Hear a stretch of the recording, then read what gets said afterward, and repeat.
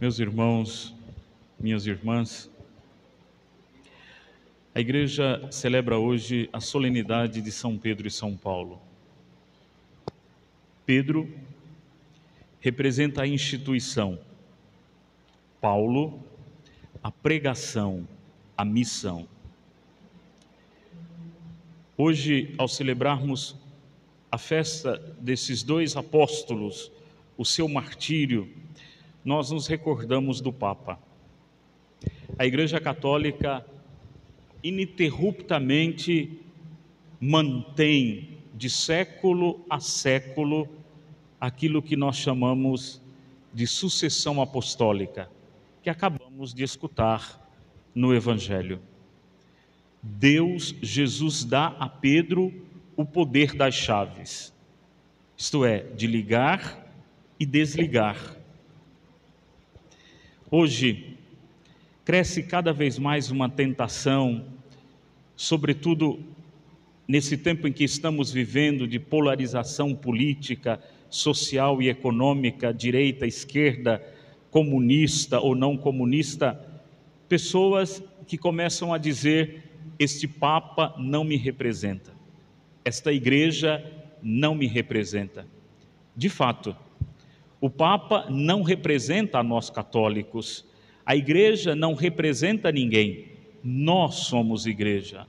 Pela força do batismo, nos tornamos todos sacerdotes, profetas e reis. Somos a igreja de Jesus Cristo. Portanto, neste dia em que celebramos esses dois grandes apóstolos, somos convidados também nós a escutar de Jesus a mesma pergunta que fez a Pedro: quem dizem os homens que eu sou? Interessante que o Evangelho leva Jesus e os seus apóstolos a Cesareia de Filipe. Cesareia de Filipe era uma região dos pagãos. Pagão era todo aquele que não era judeu. Portanto, Jesus leva os seus discípulos, leva os seus apóstolos até essa região inóspita, chamada Terra dos Pagãos, para ali fazer a pergunta essencial: quem dizem os homens que eu sou? Alguns dizem que é Elias, o grande profeta do Antigo Testamento. Outro que é Jeremias, um outro grande profeta do Antigo Testamento. Mas outros ainda que é João Batista, o precursor, aquele que veio preparar os caminhos do Senhor. Jesus não é um profeta. Jesus não é um homem grande. Jesus não é um Superman. Jesus é Deus. Deus que entrou na nossa história, Deus que entrou na nossa vida. E aí Pedro responde: tu és o Messias. Quando traduzimos a palavra Messias para o português, nós só vamos encontrar uma palavra: ungido. E quem é ungido? Os reis. Agora, recentemente, se me permitem recordá-los, tivemos a coroação do rei Charles na Inglaterra. E vimos que o óleo que veio para abençoar a cabeça do rei Charles veio de Jerusalém, porque os reis eram ungidos. Por isso que os bispos também são ungidos na cabeça. Jesus é o ungido de Deus, portanto é o rei, é o Messias. Tu és o Messias, tu és o ungido, tu és o nosso rei, tu és o nosso Senhor. Somos convidados, portanto, irmãos e irmãs, neste dia, a, como Pedro, também respondermos com força: quem é Jesus? É muito importante que nós saibamos quem é Jesus e não o confundamos com outros ídolos, não o confundamos com deuses falsos. Ele é o Senhor da nossa história. Ele é o Senhor da nossa vida. Pois bem, a resposta de Pedro, comumente nós chamamos de profissão de fé. Pedro professa a fé. Professar a fé é, portanto, reconhecer quem é Jesus, reconhecer o seu senhorio em nossa vida, reconhecer que ele, enfim, é o nosso ungido. Pedro e Paulo, duas pessoas tão diferentes, Eu gosto muito da figura de Pedro, estudo bastante Pedro. Pedro é um indivíduo que se parece tanto conosco. É um homem fraco, moroso, violento, pobre. Pedro era um pescador, um homem rude, de poucas palavras, que falava um grego vulgar, um homem extremamente simples, medroso. Jesus chega a chamá-lo de Satanás. Pedro chega a um determinado momento da sua vida, Pedro perde a fé em Jesus Cristo, mas Pedro tem um sentimento por Jesus que é muito forte, o amor. Pedro ama a Jesus, ama em profundidade, ama com todas as forças. Por isso, a imagem de Pedro se parece tanto conosco. Nós precisamos imitar a Pedro neste amor forte, primário, essencial, que devemos devotar a Deus, amá-lo acima de todas as coisas, amá-lo acima de tudo. Pena que ainda nós não amamos Deus acima de tudo. Deus ainda não tem no nosso lugar, não tem no nosso coração o primeiro lugar. Temos tantos outros amores, temos tantas outras necessidades, trazemos tantas carências existenciais guardadas no nosso coração. Precisamos, assim como Pedro, amar a Deus acima de todas as coisas. Pois bem, é este homem moroso, fraco, que Jesus chega a dizer, homem de pouca fé. Parece que o evangelho é contraditório, e hoje Jesus pergunta aos seus discípulos, e eles não conseguem dar uma resposta assertiva. E aí Jesus se volta para Pedro, para esta figura curiosa, para este homem tão humano, Pedro é tão humano, e diz, tu és o Messias. Acerta a resposta, e em consequência da resposta de Pedro, Jesus funda a sua igreja. A Igreja Católica não tem uma data de fundação. Corre por aí alguns professores que chegam a dizer que a Igreja Católica nasceu na Idade Média. Na Idade Média, a igreja já tinha pelo menos 3 ou 4 séculos de existência. Qualquer outra igreja que você perguntar por aí, você tem o dia, o ano, o mês que foi fundado. A Igreja Católica foi fundada na fé de Pedro.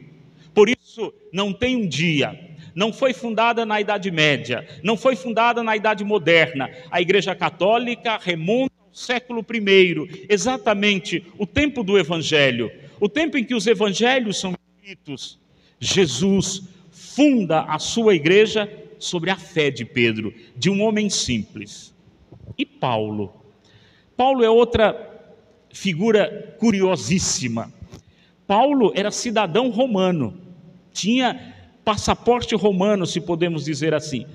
No final do século I, ter um passaporte romano ou ser cidadão romano é como ter hoje o passaporte americano ou um passaporte da União Europeia, que os cidadãos dessas nações podem entrar em qualquer lugar.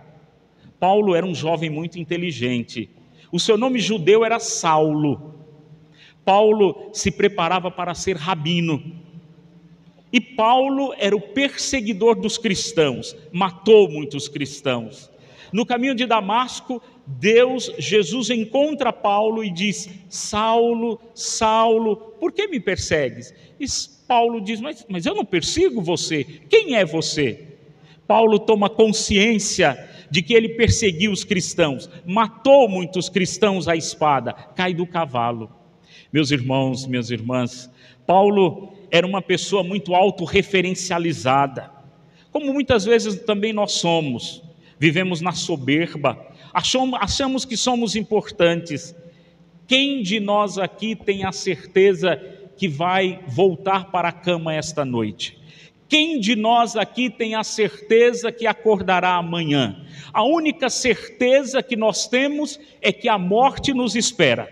E isso nos causa desespero, isso nos causa angústia, porque sabemos que nós não somos nada, somos pó, somos terra.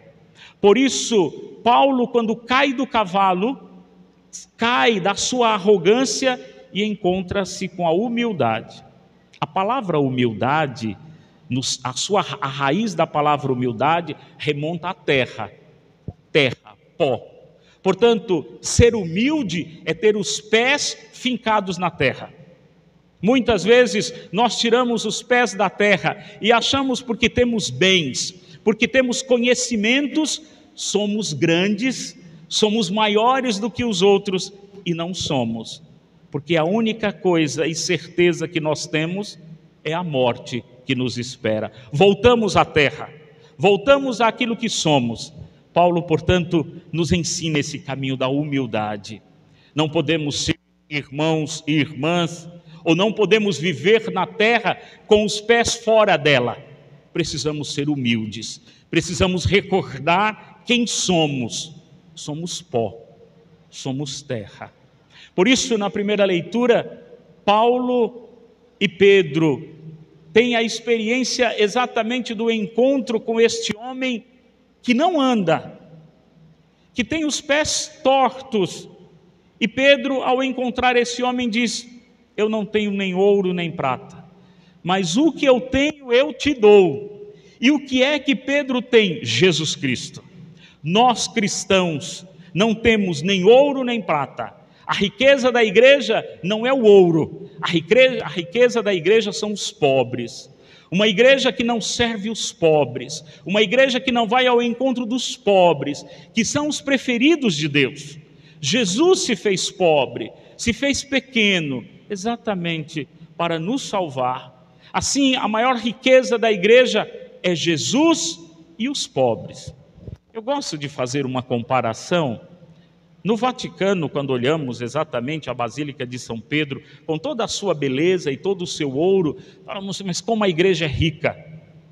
Porém, nós nunca percebemos que ao lado da Basílica de São Pedro existe uma pequena porta, entregue às irmãs de Madre Teresa de Calcutá, que todos os dias acolhe muitos pobres de Roma para dar comida, para dar banho, mas sobretudo para poder amar. Ali está a maior riqueza da igreja, que os turistas não observam, que passa tão discretamente. Ali está Jesus pobre, que disse: eu estive com fome e me destes de comer, eu estive com sede e me destes de beber. Cuidado, irmãos e irmãs, que Jesus pode vir a nós num pobre, e nós podemos rejeitá-lo de novo, como ele foi rejeitado a primeira vez. Por isso, a cura deste homem, em que é colocado de pé. Estar de pé na Bíblia é sinal do ressuscitado. Por isso, todas as vezes que Jesus cura alguém, Jesus o coloca novamente de pé. Nós não podemos viver a vida de maneira passiva, nós não podemos viver a vida de maneira medíocre, nós não podemos viver a vida rastejando, nós temos que estar de pé, porque Jesus morreu em pé, sinal da vitória sobre a morte. Assim, se temos uma angústia, porque sabemos que a morte nos espera, a fé nos dá uma resposta para vencermos esta angústia. Jesus venceu a morte, ele está de pé. Por isso, hoje, ao curar este homem, ele é colocado novamente em pé. Como precisamos, como irmãos e irmãs, nos ajudarmos mutuamente para nos colocarmos de novo em pé. Sinal do ressuscitado, sinal da vitória, sinal daqueles exatamente que caminham exatamente no caminho do ressuscitado. Paulo nos diz na segunda leitura, ou nos apresenta o seu testamento: combati o bom combate, como um guerreiro, venci a luta, mas guardei a fé.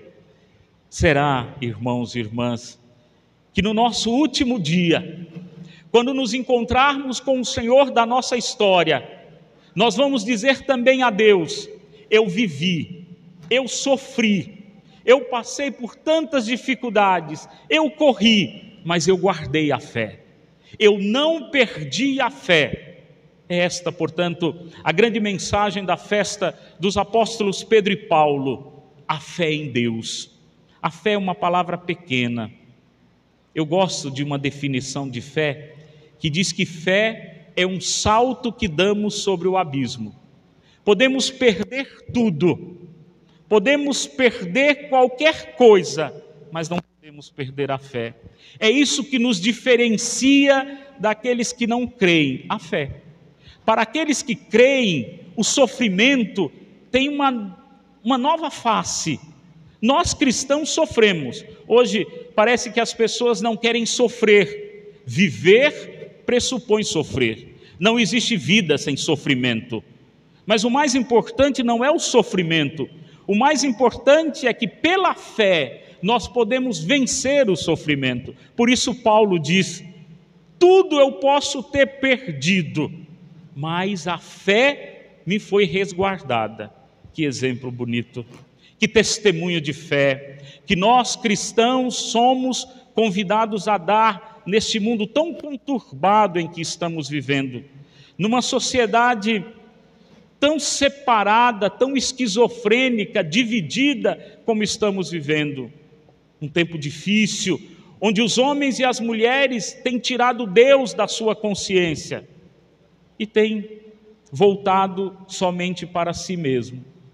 E quando nos voltamos somente para nós mesmos, nós nos tornamos autorreferenciais. E quando nos tornamos autorreferenciais, não conseguimos dizer aquilo que Pedro disse. E você, para você, quem eu sou?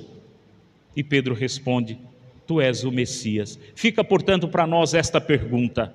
E para mim, quem é Jesus? Eu conheço de fato Jesus? Eu sei quem é Jesus? Eu o amo em profundidade? Não basta vir à missa. Não basta fazer coisas na igreja. Não basta andar com procissões. É necessário um passo muito maior. É necessário sabermos quem é Jesus. É necessário professarmos a nossa fé nele. Que o Espírito Santo nos explique todas estas palavras. Amém.